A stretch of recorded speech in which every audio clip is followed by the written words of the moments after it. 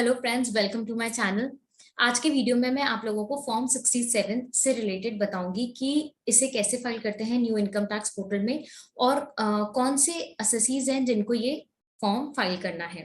काफी लोगों ने मुझसे पूछा है कि क्या ये कंपलसरी है फॉर्म फाइल करना अगर हम रिलीफ क्लेम कर रहे हैं अंडर सेक्शन 90 और 91। तो जी हाँ, जो फॉरेन इनकम के ऊपर टैक्स पे करके आए हैं और उससे रिलेटेड रिलीफ क्लेम कर रहे हैं अपने रिटर्न में, तो उनको फॉर्म 67 फाइल करना है बिफोर रिटर्न फाइलिंग। अब मैं आपको प्रोविजन से पहले एक और न्यूज बताना चाहती हूँ कि इनकम टैक्स की डेट्स आगे बढ़ गई हैं। ये मैंने कम्युनिटी पोस्ट के थ्रू बताया था कल, बट एक रिवाइज करवा देती हूँ कि अगर आप नॉन ऑडिटेड असेसीज हैं तो आपकी अब डेट है 31 दिसंबर 2021।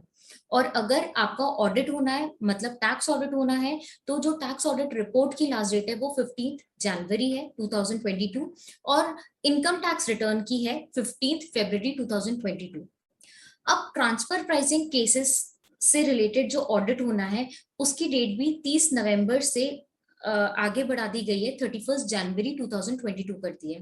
एंड ट्रांसफर प्राइसिंग केसेस से रिलेटेड जो इनकम टैक्स रिटर्न फाइल होनी है वो 28 फरवरी 2022 तक फाइल हो सकती है। जब सारी डेट्स आगे बढ़ी हैं तो बिलेटेड एंड रिवाइज रिटर्न की डेट भी आगे बढ़ा दी है, जो कि 31 दिसंबर थी, अब 31 मार्च 2020 तक 22 तक रिवाइज रिटर्न और बिलेटेड रिटर्न फाइल कर सकते हैं फॉर फाइनेंशियल ईयर 2021। ये जितनी भी डेट्स आगे बढ़ी हैं ये फाइनेंशियल ईयर 2021 की बढ़ी है। अब मैं आपको फॉर्म 67 के सबसे पहले प्रोविजन पे ले चलती हूँ। छोटे छोटे पॉइंट्स हैं जो कि मैं आपको बताती हूँ। ये जो फॉर्म है ये रेसिडेंट असेसी को फाइल करना है जो क्रेडिट क्लेम कर रहे हैं फॉर फॉरेन टैक्स पेड। इसके अलावा और एक और डाउट पूछा था कि जो हमें कन्वर्जन रेट यूज करना है, फॉरेन इनकम या फॉरेन टैक्स अमाउंट को आपको इंडियन करेंसी में कन्वर्ट करना, उसके बाद ही आप रिलीफ कैलकुलेट करेंगे। ये सब मैंने अपने वीडियो में एक्सप्लेन करा है, जिसका लिंक मैं वीडियो डिस्क्रिप्शन में दे दूंगी। जो कन्वर्जन रेट आपको यूज करना है वो telegraphic transfer buying rate on the last date of month immediately preceding month in which such taxes has been paid। जिस महीने में आपने टैक्स पे किया उसके पिछले महीने की लास्ट डेट का जो बाइंग रेट है वो आपको लेना है एज कन्वर्जन रेट। इसके अलावा जो आपको डॉक्यूमेंट्स रिक्वायर्ड होंगे वो है फॉर्म नंबर 67 जो कि आप सबमिट करेंगे। ये स्टेटमेंट ऑफ इनकम है from the country outside India offered for tax for previous year. इसके अलावा आपको एक स्टेटमेंट चाहिए जो कि नेचर ऑफ इनकम डिफाइन करे, सर्टिफिकेट या स्टेटमेंट जो स्पेसिफाई करे कि नेचर ऑफ इनकम क्या है और उसमें कितना अमाउंट पे करके आए हैं।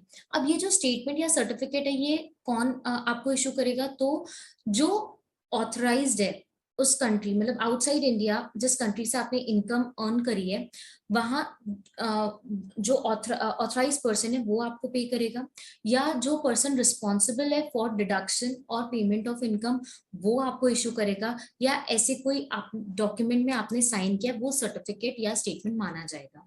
इसके अलावा जो आपने टैक्स पे किया है उसके एक्नॉलेजमेंट फॉर ऑनलाइन पेमेंट और बैंक का काउंटर फॉइल की जरूरत पड़ेगी, क्योंकि फॉर्म 67 में आपको अटैचमेंट करना पड़ेगा as a proof of deduction. तो जनरली ये सारी चीजें एक ही स्टेटमेंट में होती हैं जो आपको प्रोवाइड की जाती हैं। इन केस आपके इसमें अलग डॉक्यूमेंट्स हैं तो आपको अकॉर्डिंगली उसको अटैच करना है।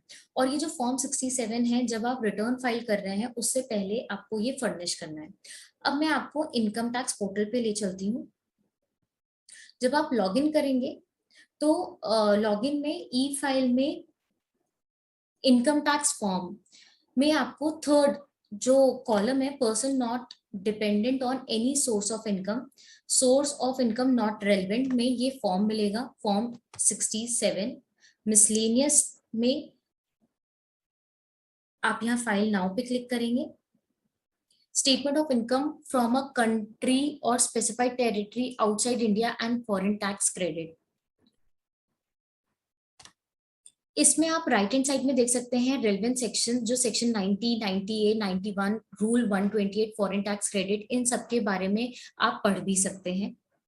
आपको असेसमेंट ईयर सिलेक्ट करना है, कंटिन्यू पे क्लिक करना है, लेट्स गेट स्टार्टेड पे क्लिक करना है एंड आपका फॉर्म ओपन हो जाएगा। फॉर्म में 4 शेड्यूल्स हैं, part A, part B, verification and attachment. Part A में ही डिटेल जाएगी। पार्ट ए में जो डिटेल जाएगी वो इनकम की ही डिटेल है, जो आप इनकम टैक्स रिटर्न में एफएसआई शेड्यूल में फिल करते हैं, सिमिलर ही डिटेल्स हैं। आप यहाँ पर ऐड डिटेल्स कर सकते हैं या CSV टेम्पलेट डाउनलोड करके उसको फिल कर सकते हैं अगर आपके मोर देन 1 कंट्री से इंफॉर्मेशन है, और उसको अपलोड कर सकते हैं। तो आप ऐड डिटेल पे क्लिक करेंगे तो आपके पास ये कुछ डिटेल्स आएंगी। सबसे पहले नेम ऑफ द कंट्री पूछा जाएगा जहां से आपने इनकम अर्न करी है, तो यूनाइटेड स्टेट ऑफ अमेरिका। ये एग्जांपल मैंने वही कंटिन्यू किया है जो मैंने अपने वीडियो में कैसे आप रिलीफ कैलकुलेट करते हैं उसमें एक्सप्लेन किया था। सोर्सेज ऑफ इनकम आपको बताना है कि कौन सी सोर्स है, कैपिटल गेन की है, सैलरी है, हाउस प्रॉपर्टी है, बिजनेस इनकम है, डिविडेंड रॉयल्टी है, एक्सेट्रा। तो डिविडेंड पे मैंने क्लिक करा है। इसके बाद income from outside India, Indian rupees में कितनी बनती है, तो 3000 थी। उसके बाद इस पे जो टैक्स पे किया है आउटसाइड इंडिया, उसको इंडियन करेंसी में कितना अमाउंट होता है वो आपको फिल करना है।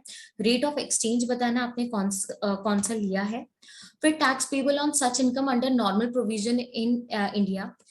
मैंने आपको बताया था कि सबसे पहले आपको कंप्यूटेशन बनाना है, उस आपके पास कंप्यूटेशन होगा तो आप ऑटोमेटिकली सारे कॉलम इनकम टैक्स रिटर्न या फॉर्म में फिल करते जाएंगे। तो इंडिया में इस इनकम में 152 रुपीज से टैक्स पेबल आ रहा है, जबकि फॉरेन में वो 750 था।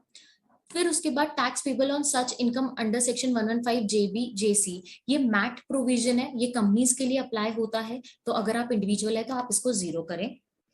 इसके अलावा जो article number double taxation avoidance agreement का आप ले रहे हैं, उस नंबर का आपको रेफरेंस देना है। यहाँ पर आर्टिकल नंबर 10 में डिविडेंड से रिलेटेड बताया गया है, और ये जो DTAA है ये यूनाइटेड स्टेट ऑफ अमेरिका के साथ वाले से रिलेटेड मैं बता रही हूँ कि उसमें आर्टिकल नंबर 10 डिविडेंड से रिलेटेड है, जिसमें 25% रेट ऑफ टैक्स बताया गया है। तो next column rate of tax as per DTAA है। क्रेडिट क्लेम्ड अंडर सेक्शन 90 और 90A आपको बताना है, तो विच एवर इज लोअर 152 आता है वही क्रेडिट अमाउंट है। क्रेडिट क्लेम्ड अंडर सेक्शन 91, अगर आप 91 का क्लेम कर रहे हैं तो आपको वहां बताना है, मेरे केस में ये 0 है, तो automatically total foreign tax claim 152 आ जाएगा, आपको सेव करना है।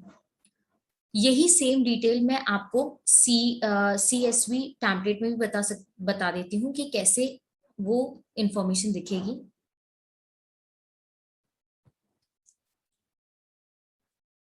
तो जो हमने अभी पोर्टल में देखा इंफॉर्मेशन, जो कॉलम्स थे वही सेम आपको CSV टेम्पलेट में भी मिलेगी। Serial number, name of the country आपको बताना है, sources of income, salary, capital gain, dividend, income from outside India क्या है, अमाउंट उस पे क्या है, रेट ऑफ एक्सचेंज क्या लिया है, अमाउंट यहाँ पर 750 होगा। फिर टैक्स पेबल आप नॉर्मल प्रोविजन के हिसाब से कितना है 152।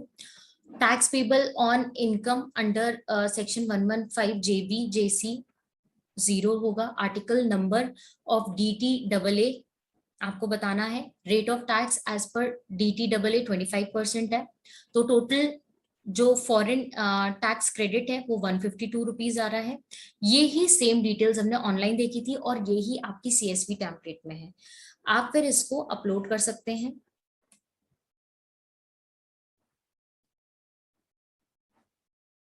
एंड उसके बाद आपको ये सेव करना है डिटेल। नेक्स्ट है पार्ट बी।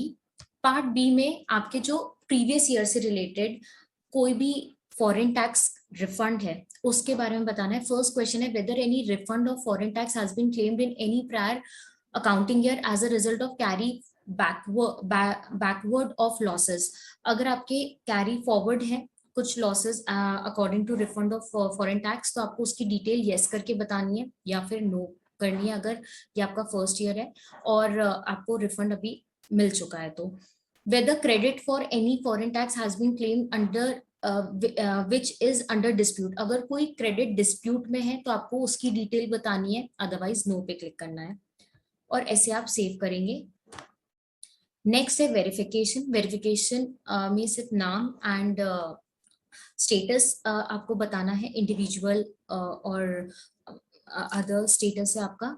अटैचमेंट में आपको सर्टिफिकेट और statement and proof of payment deduction of foreign tax as per rule 128 बताना है, जो कि आपके डॉक्यूमेंट में जहां पर फॉरेन इनकम के डिटेल्स है या टैक्स की डिटेल है वो आप यहाँ पर अटैच कर सकते हैं एंड फिर आप इसको सेव कर देंगे। तो ऐसे आपको फॉर्म नंबर 67 फिल करना है एंड फाइल करना है before income tax return filing.